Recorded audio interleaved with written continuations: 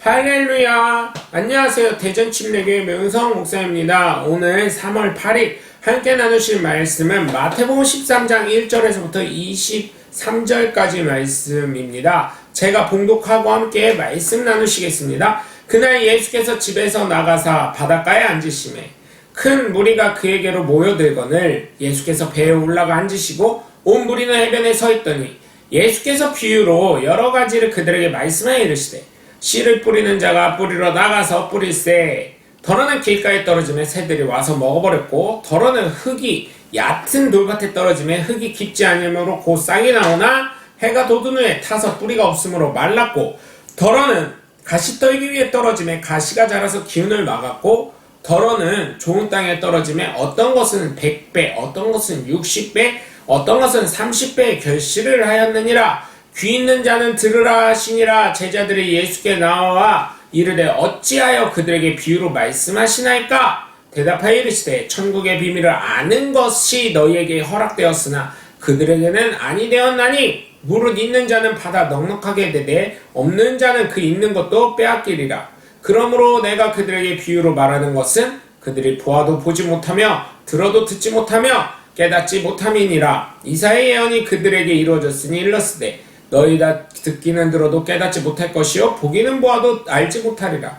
이 백성의 마음이 완악하여져서 그 귀는 듣기에 둔하고 눈은 감았으니 이는 눈으로 보고 귀로 듣고 마음으로 깨달아 돌이켜 내게 고침을 받을까 두려움이라 하였느니라.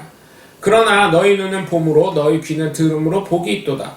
내가 진실로 진실로 너희에게 이르노니 많은 선지자와 의인이 너희가 보는 것들을 보고자 해도 보지 못하였고 너희가 듣는 것을 듣고자 해도 듣지 못하였느냐.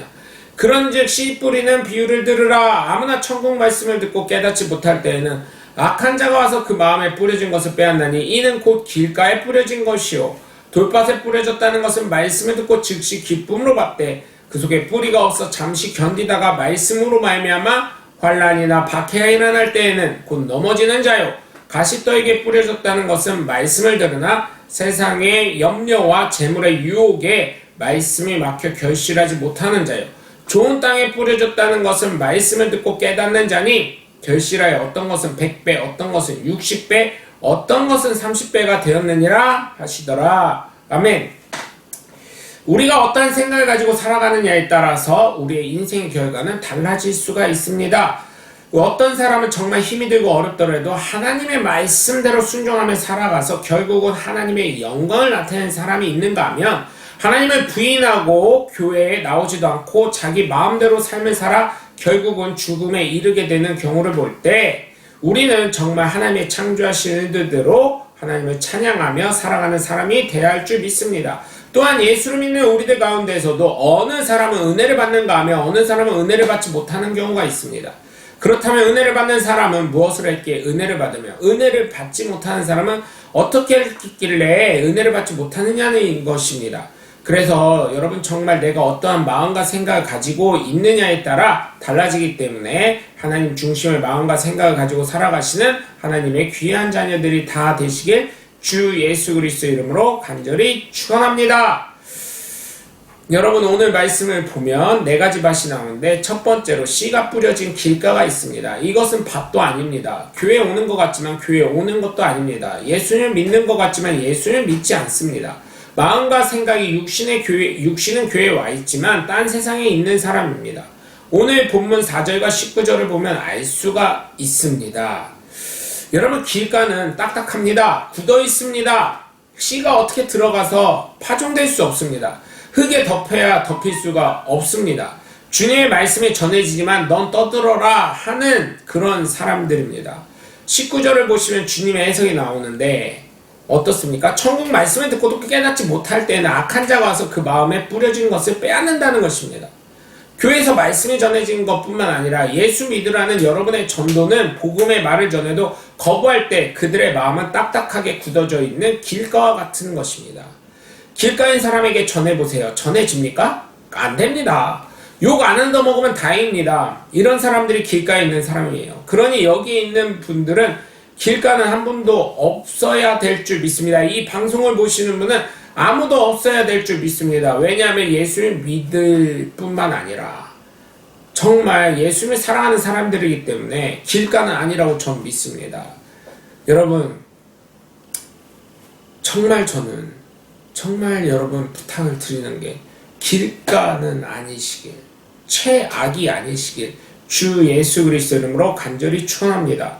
두 번째로 씨가 뿌려진 돌짝밭이 있습니다. 이 돌짝밭을 한번 보십시오. 돌짝밭은 식물을 심고 씨를 심어도 그 뿌리가 약해 견딜 수가 없더라고요. 다 말라 비틀어 죽습니다. 저는 이 돌짝밭에 심겨진 씨앗과 식물들을 제가 직접 해봤습니다. 그런데 그 씨앗에는 싹이 움트는 것 같지만 결국은 말라 비틀어 죽습니다. 식물을 심었지만 결국은 말라 비틀어 죽게 되는 것을 볼 수 있습니다. 씨앗이 식물이 돌짝밭에 심겨질 때는 결국 죽습니다. 오늘 본문 5절에서 6절 그리고 20절에서 21절을 보시면 뭐라고 합니까? 해가 나타나 돌짝밭에 떨어졌는데 씨앗에 식물에 양분을 주고 물을 전해줘야 할 흙이 없기 때문에 결국 어떻게 돼요? 해가 나타나니 뿌리가 타서 결국 죽었다는 것입니다. 전 이러한 것을 너무 많이 봤습니다. 주님이 이 설교를 위해서 보게 하신 것 같습니다. 주님이 해석을 하시는데 이런 사람은 뿌리가 없는 사람이라고 합니다. 뿌리가 없으니까 결국 어려움이 오면 예수님을 배도합니다. 여러분, 정말 뿌리 없는 사람들 되지 않으시길 바랍니다. 이런 사람들은 조금만 어려움이 오면 교회를 떠나가고 예수님을 떠나갑니다. 그런데 요즘은 어떻게 하냐면 재신임을 하자고 해서 목사를 쫓아내더라고요. 솔직히 말하면 지금 여러분 교회를 다니시다가 안 다니시는 분들이 얼마나 많습니까? 네? 믿음의 뿌리가 없으니까 예수님의 존재를 믿지 않는 거예요. 그런데 너 예수 믿니? 물어보면 저 다니다가 안 다니는 청년 예수는 믿지만 교회는 안 다니고 싶습니다. 그렇습니다. 그분들도 안타깝지만 믿음의 뿌리가 없는 것입니다. 우리가 제대로 신앙의 교육을 해야 되는 것도 문제가 있지만 그들의 믿음의 뿌리가 없었기 때문에 그렇게 되는 것입니다. 그렇기 때문에 여러분 정말 부탁을 드립니다. 그 돌밭에 뿌려졌다 하더라도 내가 그 돌을 다 골라내고 부서뜨려서 옥토가 되게 하셔서 정말 믿음의 뿌리가 견고해지고 튼튼히 세워지는 믿음의 가정과 가문이 되도록 하시길 주 예수 그리스도의 이름으로 간절히 축원합니다. 세 번째로 가시밭이 있습니다. 이 가시밭은 답이 없습니다. 씨를 뿌리러 갈 수도 없습니다. 너무나 가시라서 그냥 식물이 죽습니다. 왜냐하면 가시가 이 식물이 얻을 양분을 다 빼앗아 가기 때문입니다. 오늘 본문 7절을 보시면 이 씨앗이 식물이 더 자라고 싶어도 식물의 양분을 먹으려고 하더라도 기운이 없기 때문에 기운이 막혔기 때문에 양분을 다 빼앗아 가서 자랄 수가 없는 것입니다. 말씀을 듣기 전에 벌써 걱정하는 것입니다. 교회 오기도 전에 걱정이 산더미입니다. 전 이런 분들이 어떻게 예수를 믿는지 정말 기적이라고 생각을 하는데 이런 분들이 예수님을 믿는다는 것 자체가 기적입니다. 오늘 본문 22절을 보시면 즉 세상의 염려, 재물의 유혹에 말씀이 막혀 버리는 사람입니다. 버려지는 사람이에요. 그러니 교회에서 헌금 이야기하면 노이로제 걸리죠. 교회에서 봉사하라면 노이로제 걸리죠. 주일 목숨같이 지키라면 노이로제 걸리죠.